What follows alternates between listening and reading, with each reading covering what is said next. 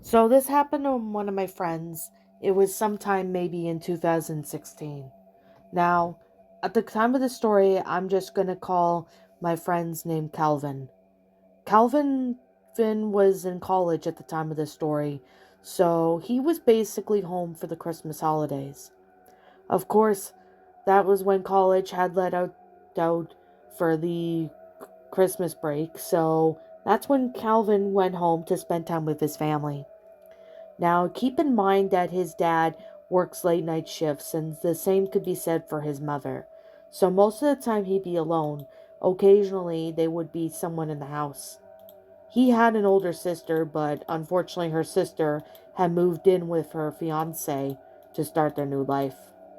Calvin was basically alone, along with his friend, which he happened to come over as his parents were okay with him over. His friend's name was Danny, and Danny got along with Calvin very well. They've been best buddies since kindergarten, and they've known each other throughout their entire life. However, this was just maybe a few days before Christmas of 2016. It was one late at night while Calvin, along with Danny, were watching a movie. I think it was Hansel and Gretel Witch Hunters they were watching. As they were at the best action scene, and that's when they heard a tap coming from outside the door. Now, at first, they weren't sure as to if someone was knocking, so Calvin went up to look. He didn't see anybody, so he went back down and continued watching the movie. However, as they continued, that's when they ended up looking over, thinking that they heard a knock on the window. But they didn't see anybody, so that was kind of weird. So Danny decides to say that he was going to call his girlfriend and that he'd be back in a few minutes. He goes upstairs, and that's when Danny decides to take a break from the movie and play on his phone. As as Calvin was playing on his phone, he was basically FaceTiming his girlfriend when all of a sudden he looks up to see that there was a man in the on the front of the lawn. He obviously wasn't sure who he was and thought that maybe it was just a neighbor, but he didn't even recognize who that man was, and he was standing so far out he couldn't really tell who he was. So, of course, that's when Calvin steps outside of the front door and tells the man to get off of his property or he won't hesitate to call the cops. The man didn't seem to acknowledge his movement or even his words. He didn't even seem to notice that Calvin opened the door or anything. He remained there for a while, and that's that is when Calvin told his girlfriend that he was gonna have to maybe call the police and that he'd call her back later. So as soon as Danny comes down, he asked Calvin if everything was okay, and Calvin said that there was a man outside in the front of his lawn. He Danny looked, but he couldn't find him. That's when he ended up looking through the living room window and could see a silhouette of a man. He was staring right through them and watching them. Now that's when Finn shouts insults saying he's got a gun and that he won't hesitate to call the police. The man continued staring at him. By the time the cops arrived, the man was already gone, and they couldn't find any traces of him, with the exception of the description that they ended up explaining who he looked like, but it was barely anything since he was wearing all black. Now, I don't know what this man was doing, and neither has Calvin, Finn, and Danny, but this man probably seemed dangerous. Now, if you fast forward about maybe a few days later, Calvin Finn was watching the news, which happened to be the day after Christmas, and it turns out that there was a man who was looking through people's houses. He was pretty much a peeping Tom, and he had been doing this for at least a few months now. He has been in jail for God knows how long, and Calvin, along with Danny, hopes that he stays there for a long time. What was this man's intentions were, they don't even want to know. I certainly have no idea what his intentions were, but if I have to guess, They obviously weren't good.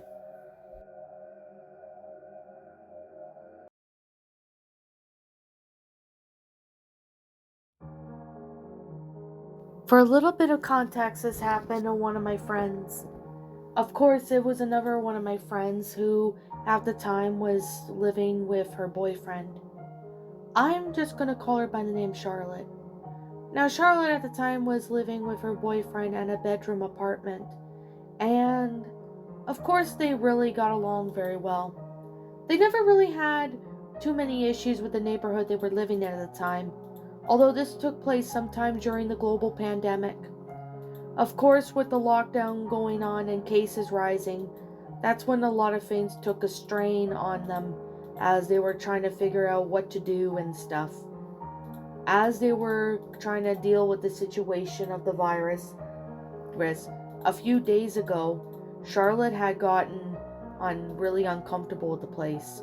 She wasn't sure as to why it was, but at first she thought that maybe it was her instincts or maybe it was the virus and the fact that it had a really toll on them. Of course, Charlotte decided to ignore it and continue on the way. However, the first night she was pretty much in their kitchen when she looked to see that there was a man staring at her.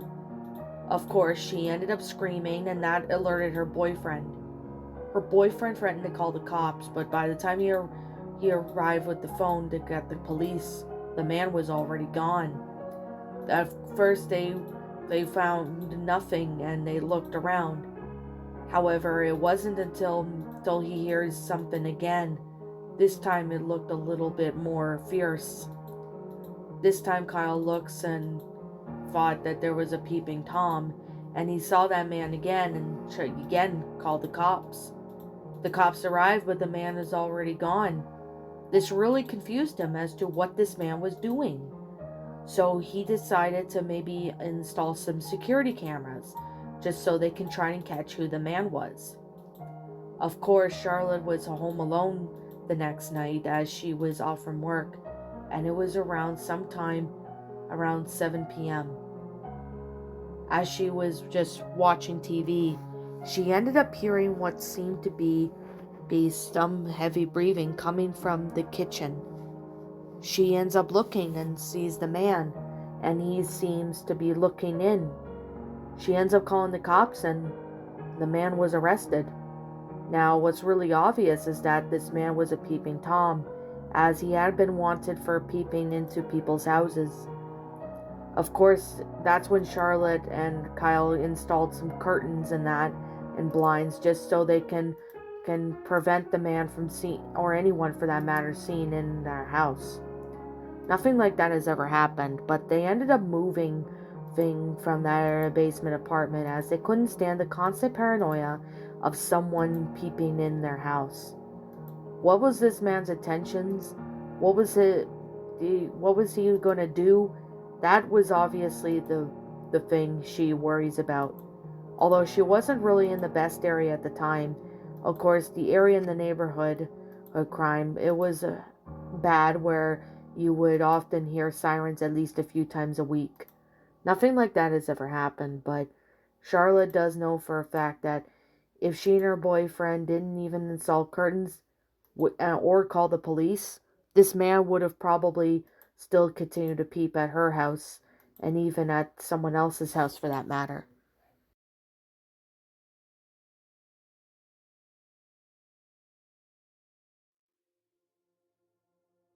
This happened to my neighbor, and this took place about maybe in 2023. Now, her name was Julie, and at the time she lived in a different area. Now, I'm not going to say where she lived, but she did have 4 kids, and they were living together at the time. Of course, one of her kids was living with her grandparents back then, and of course, that's when Julie told me this story. What happened in this story was that she was basically out when with playing pool, and her kids were home.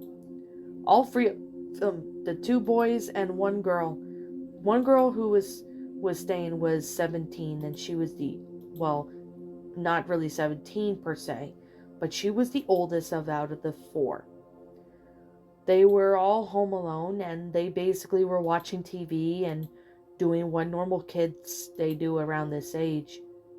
Now, this was around sometime around maybe early June, and that's when Julie's kids were all watching TV when they ended up looking to see that there was someone peeking through their window.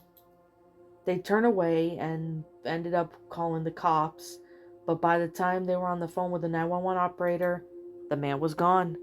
The police eventually came over to take their statement, and of course, they were doing patrols to make sure they catch whoever was peeping out in their home. Why was this person peeping in their home? That was their question. They obviously told Julie about it, and Julie decided that maybe she'll take some extra precautions.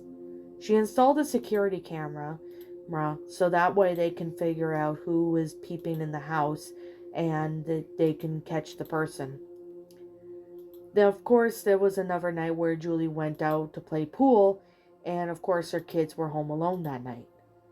Only this time it was around bedtime and the kids were getting ready for bed.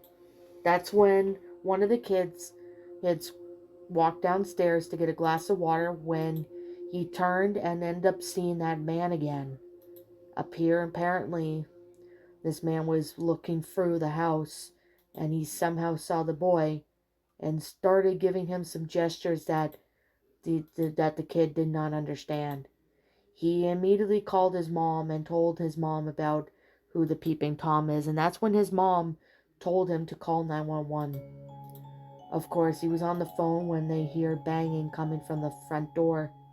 They weren't sure as to if somebody was going to break through the door, but they waited for quite a little bit. That's when they ended up looking and ended up hearing what seemed to be loud bangs, followed by profanity and yelling and screaming.